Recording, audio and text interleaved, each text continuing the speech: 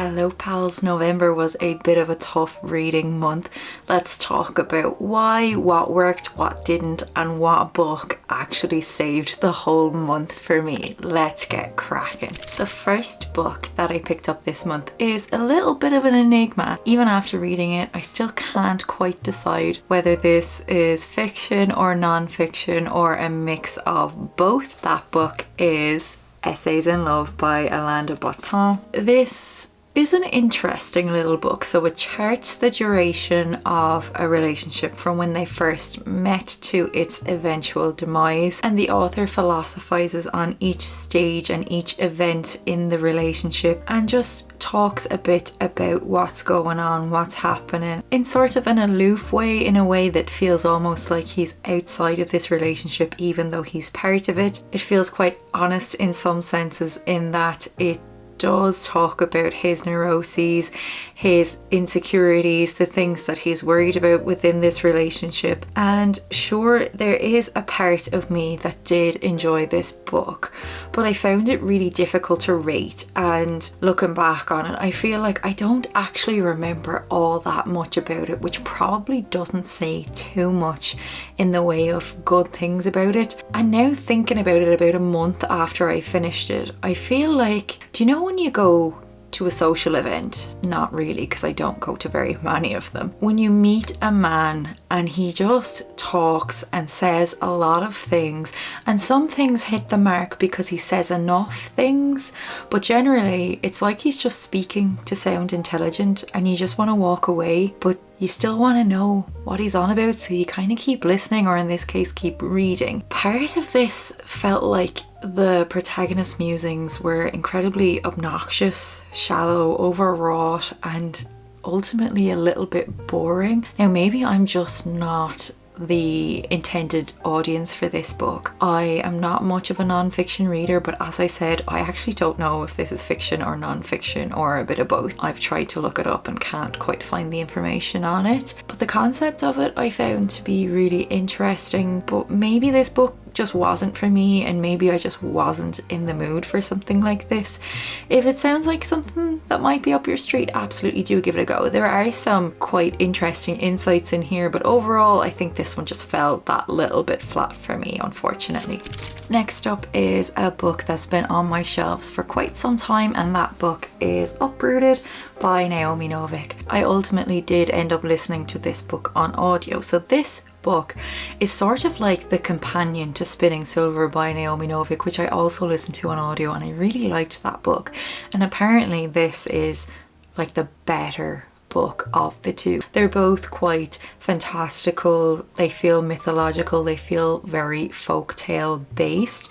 So in this particular one we follow Agnieszka, and she lives in a small village that is surrounded by forest, but there is a corrupted wood standing on the border. This is something that has essentially always loomed over her life. The people in her village rely on a wizard known only as the dragon to protect them from this corrupted forest. As a little deal, he comes to the village every 10 years and takes a girl, and nobody really knows what he does with these girls, but they do know that after the 10 years these girls don't return, they tend to move on. It all sounds a bit sketchy. He's a very old wizard and he always picks a young girl, generally the brightest, the most beautiful. Of course, he's coming into Agnieszka's village now to pick a girl, and it has always been assumed that he's going to pick her beautiful friend. But then he picks Agnieszka, so off she goes with this wizard, not really knowing what her fate will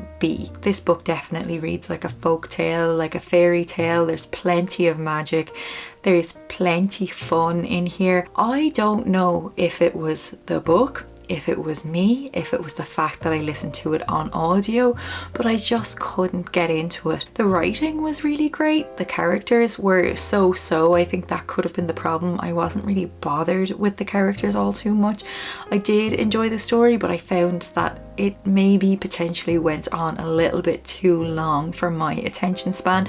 It does pick up toward the last quarter of the book, the stakes pick up, and I found myself becoming a little bit more engaged, but honestly 75% of a way through a book to actually pique my interest is probably a little bit too far into the book for me to really properly enjoy it. That said, it is really fantastical, it's really magical, it is something that's really great for this time of year. So if it sounds like something that's up your street and you like Naomi Novik's writing, absolutely give this one a go. But next up then, I read the 5th book in a series only 2.5 years after I read the 4th book in the series. The series I'm talking about is the Dark Tower series by Stephen King, and the 5th book of course is The Wolves of the Calla. I always find it difficult to talk about a book that's in a series that is a sequel because I don't want to give spoilers, obviously. The first book starts out following Roland of Gilead, and he is a gunslinger, and Roland sets out on a quest to the Dark Tower, and along the way he picks up a bit of a ragtag group of people and they move along toward the Dark Tower. We travel between a fantastical world and we travel between a world that is more familiar to our world. There are jumps in time and there are people from slightly different time periods as well. This series reads quite sci-fi, also quite fantastical, sometimes even feels a little bit literary. It's definitely got Stephen King's brand of writing in here, so if you don't like Stephen King's writing, you're not going to enjoy these books. For me personally, I find that when we're in the world that is the fantastical world that we spend most of our time in, I'm a bit slumpy maybe. I find it difficult to want to continue with the story, but when we're in more modern New York, I do tend to really enjoy that. The characters in these books are really great. I always love Stephen King's character work, but that said, I am obviously 5 books now into this series, and for me, I find it drags a bit.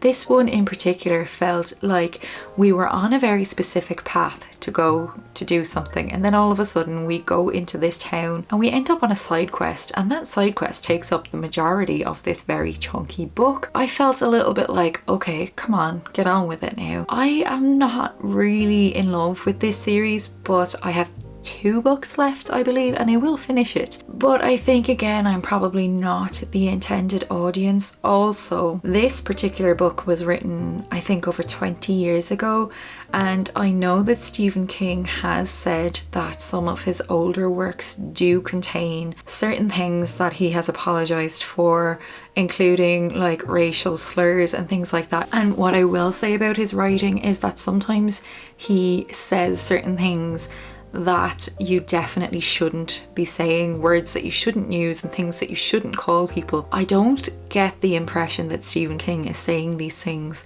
as somebody who feels like it's okay to say these things. It's always things that characters in the books are saying, but that said, I don't necessarily think it is necessary to use these words. I understand that he's using them as a plot to sort of deepen a character and for us to understand a character better, but I don't like it. And also that man thing where there's just lots of talk about breasts, it just feels so unnecessary. Some of this book I found I really ran away with it. I felt really immersed in it. But for a lot of it, I just felt very much like I wanted Stephen King to get on with the story. Now that said, there are some really interesting plot devices coming into this story now, and I don't want to spoil it. I don't want to talk about it too much. But he sort of breaks the fourth wall a little bit, and that's all I'm going to say. But I find that to be really interesting. There is another Stephen King book that I have read outside of this series that is referenced quite a bit. I'm glad that I read it because it definitely gives spoilers, and I don't want to give spoilers and talk about what that book is, but I found that to be done really well, and I'm really excited to see where he goes with that element of the storytelling. So I'm definitely going to continue with it, but I personally wouldn't necessarily say that you should pick up The Gunslinger and start down this road of the Dark Tower. For me, it's only so-so, and there are definitely thousands of other books out there that I feel are worth more of your time. Next up then is a book by an Irish author called Niamh Mulvey, and I read her book of short stories called Hearts and Bones. I literally read this in an afternoon. I listened to it on audio while I was crocheting. I finished the whole thing. You would think, given that I binged the whole book, that I really loved it, but friends, I'm just gonna say I don't know what the point of this book was really. I do tend to like short story collections. I know they're not for everybody, but for me personally, I do like them, and I know that every short story collection has its better stories and then its stories that maybe aren't quite as effective. This one seems to be themed a lot around relationships, something that I am quite interested in. There are some interesting themes in here, but overall I was quite disappointed with it. There are no stories in here that really stood out to me as something that I really loved and really enjoyed.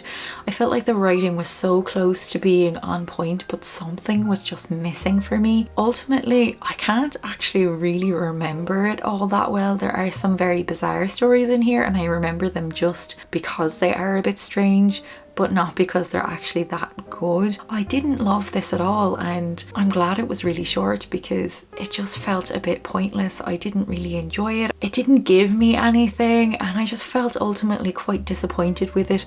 I did get this from a Little Free Library, and after this video I will be putting it back and said, Little Free Library, it just wasn't for me.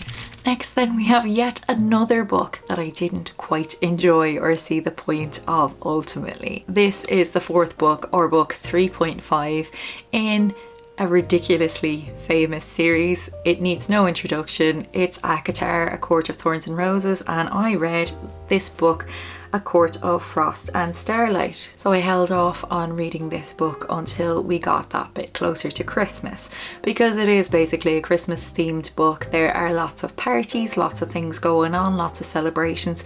It's quite cozy in a way. There aren't really any high stakes. It does follow on from book 3, but it doesn't necessarily feel like something that's ultimately all that important to the plot. Disclaimer, I am not a big fan of this series overall. I didn't love the first book. The second book I really enjoyed. The third book didn't love it, and this book then just sort of, I don't know, it lost me, lads, it lost me. But I've only one book to go, so I will read the final book in the series. I don't think this was necessarily the book that was going to pique my interest once again. As I said, it's very low stakes. There's not a lot that goes on in here to move the plot forward, and I would imagine that you could probably skip this. Now I don't know, don't come for me if I'm wrong. It didn't do much for me, and to be honest with you lads, the other side of it is I'm not a super fan of spicy books, and this series just feels a little bit unnecessarily spicy to me. It just doesn't move the plot forward. I'm not against it in books, but I just don't like it for the sake of it. I like it when it kind of moves the plot forward, when it works well. This just feels like it's shoved in everywhere, and to be honest with you, I hate how they just call each other mate all the time. I'm like, okay. And there's this real feeling of ownership between like the main character and her mate, her partner. And it's like, you're mine and you're mine. And I'm like, God, I would feel smothered if I was in a relationship like that. Each to their own, but I very much feel like in a relationship, you should definitely have your own life, your own interests, your own friends. And that thing of feeling like you own your partner, you belong to your partner, it just doesn't sit well with me. And I'm a bit like, and then the spice on top of that just, it loses me, pals. Look, I know that these books are incredibly notorious for being just so loved. People are mad about these books, and I'm not going to hold it against anybody. They're just not for me. If you're reading these books, you kind of know what you're going to get. So I knew what I was going to get going into this book pretty much, and I just didn't enjoy it all that much. And that's fair enough. More power to you if you really love these books, and more power to you if you really enjoy Sarah J Maas's books. But to be honest, they're just probably not for me. I'm probably not the intended audience. And then last but not least, and the book that probably saved my whole reading month. So I went to Edinburgh at the start of this month, and I wanted to pick up a book that was set in Edinburgh for the trip. I thought I was going to read loads on the trip. Spoiler, I read about 4 pages, but when I came back, I did read the book and I actually really enjoyed it. So it is a young adult sort of historical, slightly fantastical book. And that book is Anatomy, a Love Story by Dana Schwartz. So we are set in Edinburgh in 1817 and we follow Hazel, who is a young woman who is sort of nobility. She comes from a family with a lot of money and her life is ultimately mapped out for her as somebody who is going to get married and have kids and be a part of society. But Hazel really wants to be a surgeon, and this is in a time where women are not doctors, women are not respected. They're there to look pretty, to get married and to have babies, and that is ultimately what they're supposed to do. But Hazel, of course, our protagonist, doesn't feel overly enamored with the idea of this life. Her brother has passed away from the plague and her parents are largely absent and she wants to be able to help. So when this plague seemingly returns, Hazel gets to work. So she's up against a lot of misogyny and up against a lot of rules. She's basically up against the patriarchy, which is a theme, look, we're all familiar with by this point, and any women watching this will understand that to their core. On this pursuit to become a surgeon, Hazel meets a young man named Jack, and Jack is a resurrection man. So Jack lives in poverty and he is basically a grave digger and doing this just to survive, to make money. And so they end up pairing up and working together. In the city there is this renowned doctor and Hazel is very much enamored with him, loves what he does. He's doing a lot of really experimental but successful surgeries and she wants to get into his classes. She wants to study under him, but of course she's a woman, so tough totties Hazel. But Jack helps her along her way and we are set against a series of strange disappearances of what seems to be a plague having returned, and I don't want to give more of the plot away. This is a young adult read and I didn't expect too much of it, and as I said, I just picked it up because I wanted to read something on my holidays. I really enjoyed this one. Surprise, surprise. Thankfully, because the other books I read in November, just not for me, and I found this to be really fun, really engaging, really intelligent and quite surprising. And honestly, I didn't think I was going to get any of this from this book, but I know that there is a sequel to this book and I really look forward to picking that one up. If you're not a fan of young adult or historical fiction, this probably isn't going to be for you. And I think for me, this is just something that felt really fun in a month of sort of otherwise mediocre reads. I'm really glad I picked this one up. It's been sitting on my Kindle for a really long time, and I would suggest that if it sounds like something that might be up your street, give it a go. The ending I did find maybe a little bit predictable, and as somebody who can never predict endings, that's probably not the best sign, but it doesn't matter. It didn't take away from my enjoyment of this story at all. I really enjoyed it and I'm happy that I read it, and I look forward to reading the sequel as I've mentioned. And so pals, that is that. A bit of a slower reading month for me and a bit of maybe a disappointing reading month for me, but look, we move on. Let me know what your best reads of November were. Are there any that you would recommend to me? If you want to leave a comment but you don't know what to leave me a little emoji of something to do with surgery as a little nod toward the one book that I actually did enjoy this month. I hope you're all doing well, pals, and enjoying cozy season. Don't forget to subscribe if you want to see more from me. Otherwise, take care, mind yourselves, and I'll talk to you next week.